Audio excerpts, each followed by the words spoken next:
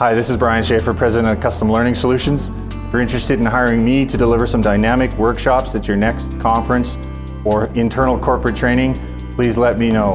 Contact us or visit our website for more information. Thank you very much. So this is performance management, setting performance expectations. My name is Bryan Schaefer. I'm a learning and development consultant for my organization called Custom Learning Solutions. Happy to be here. Thanks to Avanti for inviting me. Really, we're talking about performance management overall, so we're going to quickly sort of look at it from the broad perspective, then bringing it right down to the specific skills that are required to have those conversations with those employees that aren't living up to expectations. But we need to start with, well, how do we set those expectations, and what does that look like? Okay, so the whole process, and then like I said, we narrow it down to those specific skills.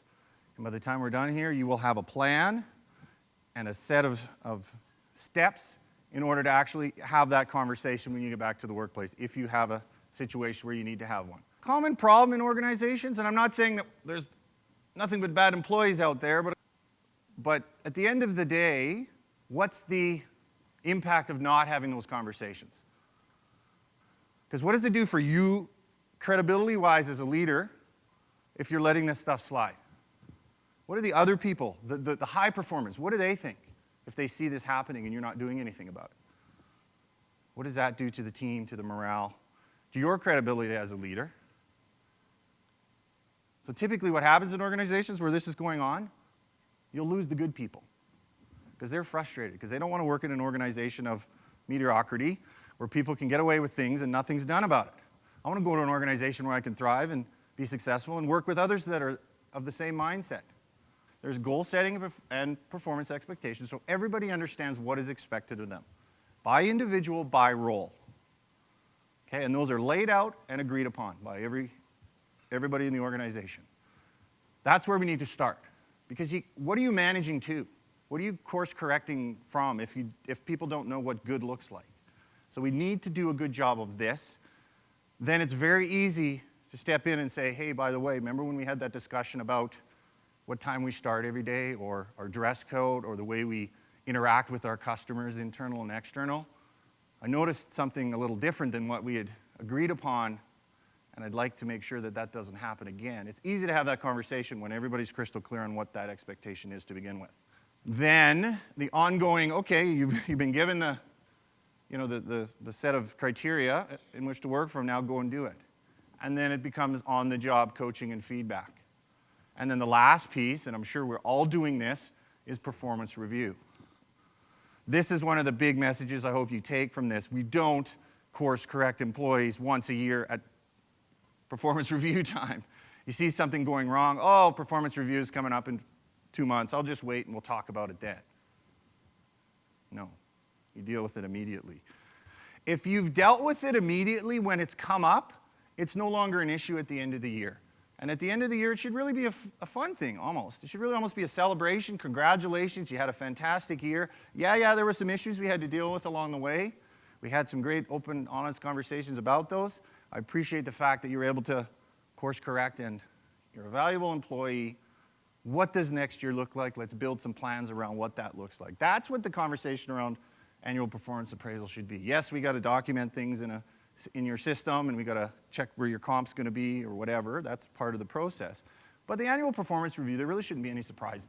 You should know what to expect, because you received feedback along the way, so you know if you're on track or not. And it really just becomes a formality. If it's done properly along the way, this shouldn't feel like a root canal, because it's all been dealt with. So let's just talk about preparing the employee. So what is the process? Supervisors, managers must prepare the employee through feedback, training, and support. It's your job to make them successful. So you need to explain to them what our standards are, what we expect, what success looks like. Okay? And I'm there to help you if you need it.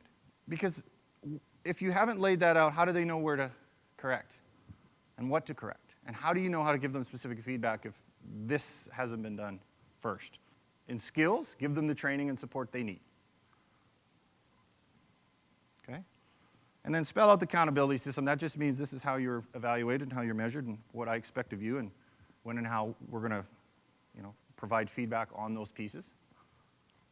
Okay? That's the accountability piece. So you need to make sure things are monitored, as I mentioned. Activate the accountability system, and rewards are appropriate, and they're fair across the board. And they fall into sort of three areas: compliance with process and policies, interpersonal conduct and behavior, and minimum performance expectations. Again, all employees are crystal clear on what these are. Now it's easy to manage to them. Okay? And if you have organizations or teams or groups where things are sort of starting to slip, you can see quality slip, you can see engagement slip, and you see people just rolling in whenever they feel like it, quality suffer, you're getting pressure from your manager, customer complaints are going up. Clearly there's some issues going on. In your workbook there's a case study from Robin, the frustrated supervisor. We're not going to have time to go through it, but I'd ask you to read that. And it's an example of Robin coming into the team and just kind of observing the work for a few weeks and realizing that there's a real lack of urgency and deciding she needs to kind of reset things and remind everybody why they're here and what we expect. So she develops a set of non-negotiables, and she lays those all out very clearly for her employees, and they all are on board with it, and they all agree to it, and quality begins to go up. And that one individual that decided that they no longer want to be part of the organization moves on, and everybody is extremely excited and happy that that happened, and they pat Robin on the back for taking the initiative to actually do something about that individual. So we're going to take a minute for you guys to actually create your own. I got some really good ones yesterday from folks. So this is just very generic. Follow the one-piece flow system. All that means is if there's a process or a policy or a procedure or a way in which we do things, make sure you're doing it that way. Oh, and by the way, here is what it looks like. So you've trained them on it, so they know exactly what that's supposed to look like. So what you'll see here is there's a variety of non-negotiables, right? There's some safety stuff, there's some process and policy stuff, there's some how we treat each other stuff here, right? So, and you may have some ideas now when we start thinking about this, but I would like you guys to just take a minute and list some non-negotiables. List some things in your mind that if you see it going on, you need to stop it immediately. You need to have a conversation and say, this is not acceptable. So think of what those might be and just take a few minutes. We're not going to have a ton of time to go through it in detail, but I'd like to get a couple examples. I had a team at an organization I worked for, about 12 people, 2 team leads on 2 different groups, and I had to at one point roll out non-negotiables, things like that. Our work hours, when we expect people to show up. You know, the acceptable use policy around internet, Facebook, and those kinds of things.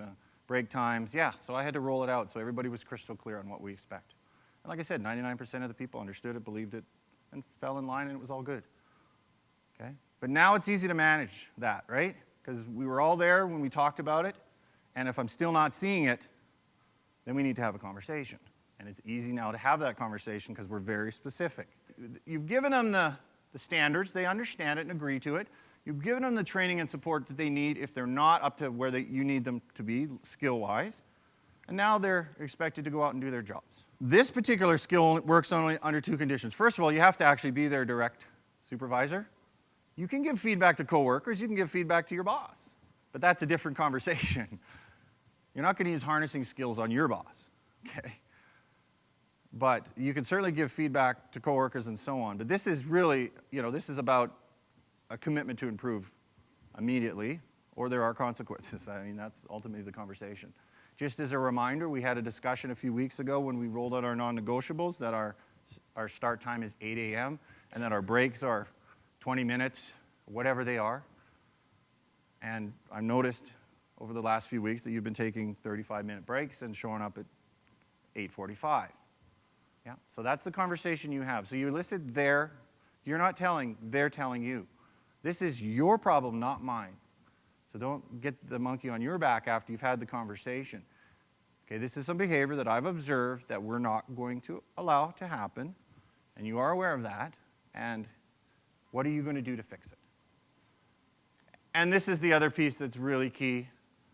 Be willing to follow through on whatever it is. So if it's, thank you for making a commitment, I'm going to keep an eye on things for the next 2 weeks, and we'll chat again then. Or if this continues, this is the next step. And then when it comes to that, you actually do it.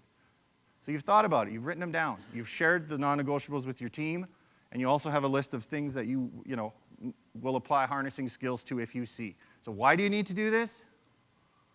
When it comes up? We already talked about it, but I want to hear it again.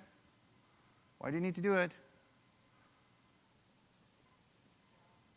Who said that? Yay, thank you. Yeah, it's your job. And the organization expects you to do that. That's what you're paid for.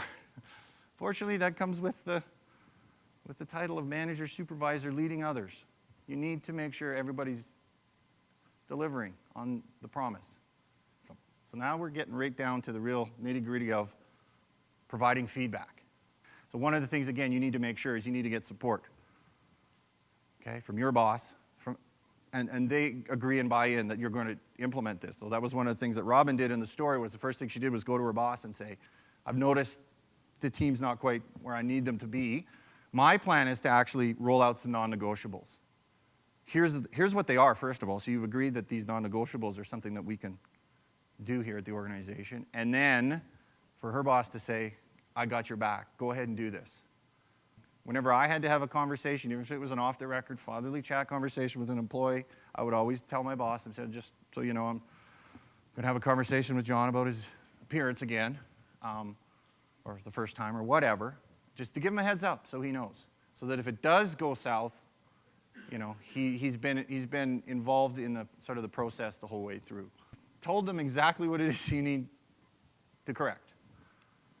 If, unfortunately, folks don't want that, and they've made the decision that they're not going to comply, or other issues come up, then you may have to go down the road of progressive discipline, whatever that is.